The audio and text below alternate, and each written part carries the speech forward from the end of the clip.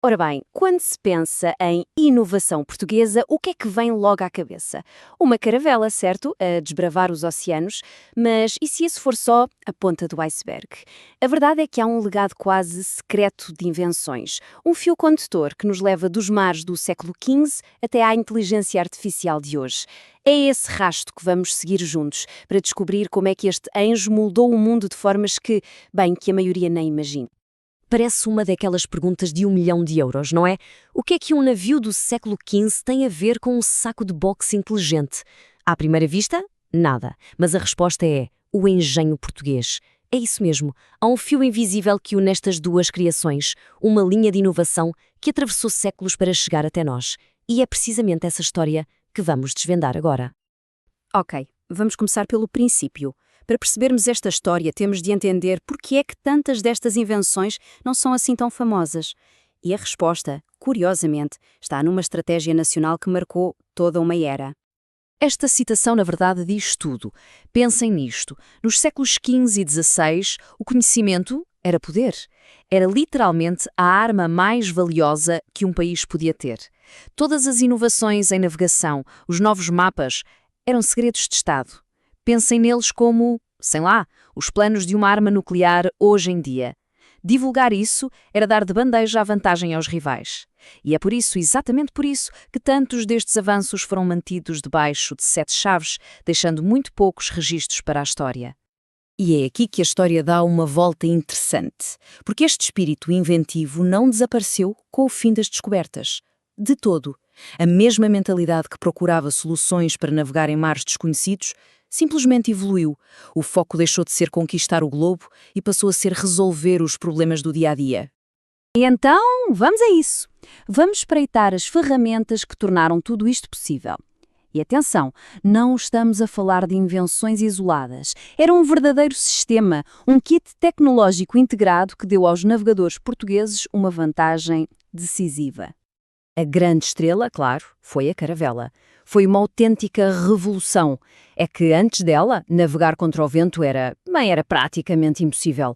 Mas com as suas velas triangulares, as velas latinas, a caravela conseguia fazer uma coisa fantástica: bulinar, ou seja, andar em zigue-zague contra o vento. Foi este design, aperfeiçoado aqui, que abriu os oceanos e permitiu, por exemplo, que Bartolomeu Dias dobrasse o Cabo da Boa Esperança. Foi a chave que abriu a porta para o resto do mundo. Mas esperem lá, ter o melhor navio do mundo é ótimo. Mas e depois? Como é que se sabia para onde ir no meio de um oceano imenso, sem absolutamente nenhuma referência? O desafio era gigantesco. A solução estava lá em cima, nas estrelas. E a ferramenta para ler as estrelas era esta, o astrolábio náutico. Podemos pensar nele como o GPS daquela época. Basicamente era uma versão simplificada e robusta de um instrumento que já existia, mas adaptado para o mar. Era pesado, para não abanar com o vento, e permitia aos pilotos medir a altura das estrelas e, voilá, determinar a sua latitude com uma precisão incrível para a altura. Foi o que transformou a navegação de uma arte de adivinhação numa verdadeira ciência. Mas a busca pela precisão não parou por aí, e foi aqui que entrou em cena o gênio do matemático Pedro Nunes.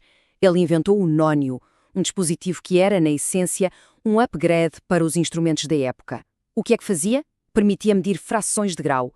Parece complicado, mas o resultado prático é fácil de entender.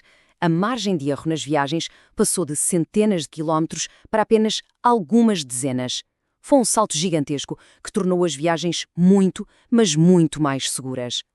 E agora, vamos dar um salto no tempo.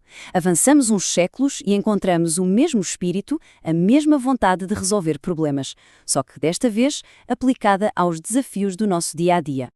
Em 1985, pensem bem nisto, muito antes da internet e do home banking, Portugal lançou uma coisa que parecia saída de um filme de ficção científica: um multibanco. Aquilo não era só uma máquina para levantar dinheiro, era um centro de serviços completo. Num único sítio era possível pagar a conta da luz, comprar bilhetes de comboio e até carregar o telemóvel mais tarde. Foi, na altura, uma das redes mais avançadas do mundo e mudou por completo a vida das pessoas. E agora, uma ideia que parece tão óbvia hoje, mas que foi revolucionária. O cartão pré-pago para telemóveis nasceu cá, com o nome Mimo. E o conceito era genial na sua simplicidade. Democratizou o acesso ao telemóvel. De um momento para o outro, já não era preciso ter um contrato ou sequer uma conta no banco para comunicar. Foi uma ideia tão poderosa que, como sabemos, foi copiada e implementada no mundo inteiro. Quem não se lembra das filas intermináveis nas portagens? Pois bem, a Via Verde nasceu precisamente para resolver esse problema. Foi uma inovação clássica, nascida de uma necessidade bem real. E foi o primeiro sistema deste tipo a ser implementado à escala de um país inteiro. Hoje, claro, a tecnologia já faz muito mais, paga parques de estacionamento, abastece o carro, resolve uma série de pequenos problemas do dia-a-dia. E agora chegamos a um campo onde a inovação tem um impacto talvez mais profundo: a saúde. Aqui, o engenho português está focado em criar soluções que melhoram o bem-estar e a acessibilidade para todos. Conseguir criar um medicamento de raiz, desde o laboratório até às farmácias de todo o mundo, é uma coisa extremamente rara. Mas Portugal conseguiu. O medicamento chama-se Zebinix e é para tratar a epilepsia. E este número que estamos a ver? 300 milhões de euros. Foi este o custo de 14 anos de investigação e desenvolvimento. Dá uma ideia da escala e da ambição que a ciência portuguesa tem hoje. Isto é a prova de que, às vezes, as ideias mais geniais são as mais simples. O Colored é basicamente uma linguagem universal para daltónicos. É quase como um braille das cores. O sistema usa símbolos geométricos simples para representar as cores primárias, tornando o mundo infinitamente mais acessível para mais de 300 milhões de pessoas. Uma ideia simples com um impacto humano gigantesco. E com isto, voltamos à nossa pergunta inicial, a ligação entre a caravela e o saco de boxe. Este é o Bout Bag.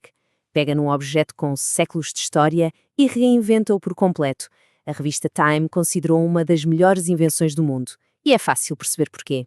Ele transforma um treino que era solitário num autêntico videojogo. Tem sensores que medem tudo e um núcleo com 85% de água que imita o corpo humano, tornando o treino mais seguro. É a prova de que a inovação pode, literalmente, estar em qualquer lado. E pronto, aí está a ligação, o fio condutor de que falamos no início. Seja a necessidade de navegar num oceano desconhecido há 500 anos, ou a vontade de tornar o mundo mais acessível hoje, o princípio é exatamente o mesmo: identificar um problema e encontrar uma solução criativa. As ferramentas mudaram, a escala mudou, mas essa curiosidade, esse espírito inventivo, esse permanece intacto. E assim, fica a pergunta no ar. Se esta longa história nos ensinou alguma coisa, é que este legado de inovação está muito longe de acabar. A questão agora é: qual será a próxima ideia portuguesa que vai mudar o mundo?